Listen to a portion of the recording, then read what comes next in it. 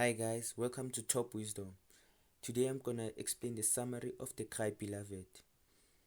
I'm gonna explain each and every character of the Cry Beloved. Stephen Kumalo, one of the novel's two protagonists. Kumalo is an Edari Zulu priest who has spent all of his life in the village of Ndojeni. He is a quiet, humble, and gentleman with a strong moral sense and an abiding faith in God. He is not perfect, however, and occasionally gives in to the temptation to hurt others in harsh words or lies. The dignity and grace with which he accepts his suffering, however, along with his determination to help his people in spite of his limitation, make him the moral center of the novel. James Jarvis, the novel's other protagonist, a white landowner whose farm overlooks Ndojeni. When he first appears in the novel, Jarvis is a relative conservative farmer and a man of few words. But the tragic news that his only son, Otto, has been murdered leads him to Johannesburg, where he begins to rethink his opinions and his relationship to the villagers that live below his farms. Theophilus Msimangu, Stephen Kumalo's host and guide in Johannesburg, a tall young minister at the mission house in Sophiatown. Msimangu has an acute understanding of the problems that face South Africa. He helps Kumalo understand the people and place that they encounter and is unfailing sympathetic to Kumalo and making Kumalo's quest his top priority. He sometimes speaks unkindly, but he quickly repents. His eventual decision to enter a monastery is a final testament to death of his faith and generosity. Absalom Kumalo, Stephen Kumalo's son. After fleeing home for Johannesburg, Absalom quickly goes astray. But even after he commits murder, he is able to reclaim his fundamental decency. His decision to move to Johannesburg is part of a large trend of young black people fleeing their villages for the cities. Absalom's story is a cautionary tale of the dangers of this movement. Seeming to lack a reliable moral compass, he is influenced by bad companions and begins a criminal career.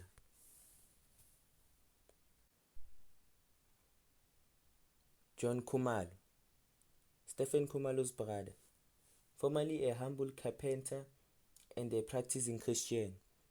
John Kumalo becomes a successful businessman and one of the three most powerful black politicians in Johannesburg.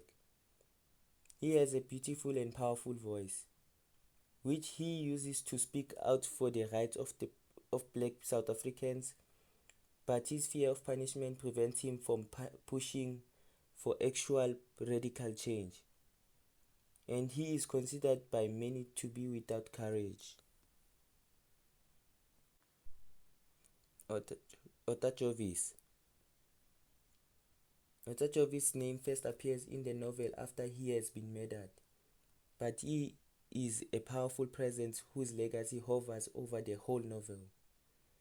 An engineer and fiance advocate for justice for black South Africans, he is shot dead in his home by Absalom Kumalo. Mrs. Kumalo, Stephen Kumalo's strong-minded, supportive and loving wife. Mrs. Kumalo and her husband make household decisions as equals, and she bears hardship gracefully. When Kumalo is inclined to fraud, she rouses him to action, and it is she who supplies the courage needed to read the bad news that the mail brings from Johannesburg. Gertrude Kumalo, Stephen Kumalo's sister and the original reason for his trip to Johannesburg.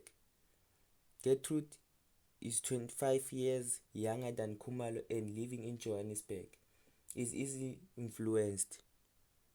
When Kumalo reminds her of her Christian duties and obligations, she attempts to return to them, but she lacks real determination.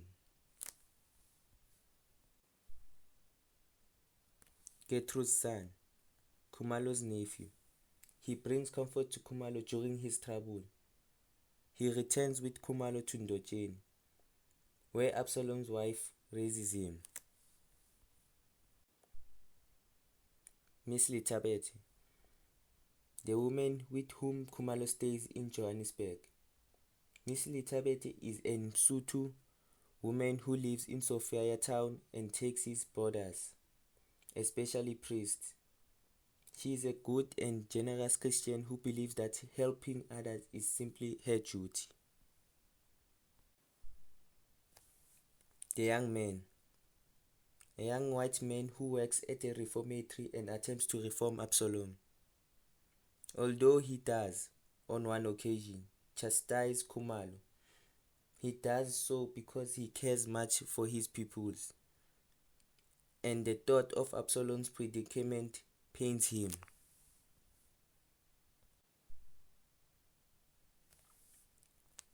Father Vincent, an Anglican priest from England who stays at the Sophia Town Mission and offers to help Kumalo with his troubles. Father Vincent counsels Kumalo when he is broken-hearted over his son and presides over the wedding between Absalom and Absalom's girlfriend. He is warm and understanding, and he possesses deep faith. Absalom's girlfriend, the kind-hearted and quiet 16-year-old girl whom Absalom has impregnated. She has run away from her dysfunctional family but still seeks a family structure and bonds. She is sexually experienced by essential innocent, obedient, and grateful for the adult protection. Margaret Jarvis, James Jarvis' wife. Margaret takes the death of her son very hard.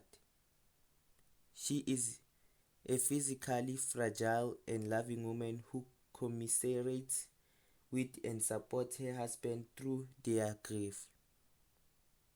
She also shares in his plans to help Ndojeni.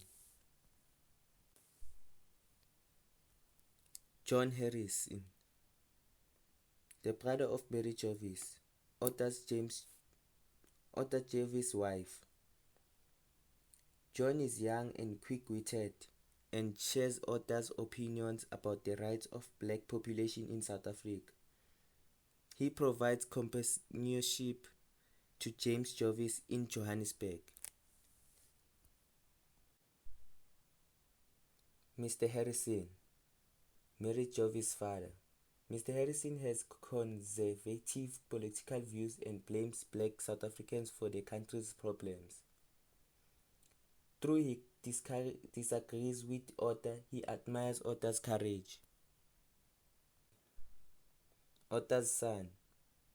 Although only a child, Arthur's son is very much like his father. He is curious, intelligent, and generous. He treats black people with unusual courtesy and pleases Kumalo by visiting him and practicing Zulu.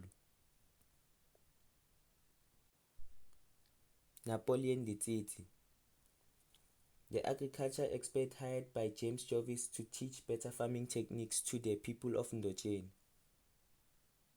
A well-educated middle-class black man, Letsitsi earns a good salary and is eager to help build his country. Although grateful for the help of good white men, he nonetheless looks forward to an Africa in which black people will not rely on whites for their basic needs. Matthew Kumalo, John Kumalo's son. We learn a little about Matthew, but he is important to the plot of the novel, as he is a good friend and eventually accomplice of Absalom's. Eventually, however, Matthew denies having been present at the robbery.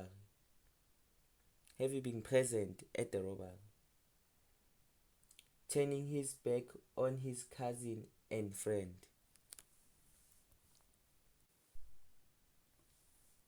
Mr. Carmichael, an acquaintance of Father Vincent who becomes Absalom's lawyer. Mr. Carmichael is a tall and serious man who carries himself with an almost royal bearing. He takes Absalom's case for God. The judge who presides over Absalom's case seems to be a fair-minded man, but he is constrained by unjust laws and applies them strictly. Dubula, the second in a trio of powerful black politicians in Johannesburg. Dubula provides the heart to complement Gertrude Kumalo's voice. The bus boycott and the construction of Shantytown are in his hard work.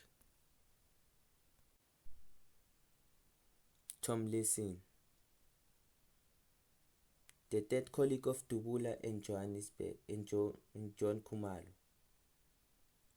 While not a great orator, Tomlinson is considered the smartest of the three.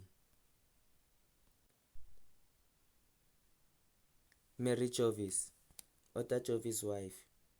Mary takes her husband's matters hard, but she remains strong for her children. She shares her husband's commitment to justice.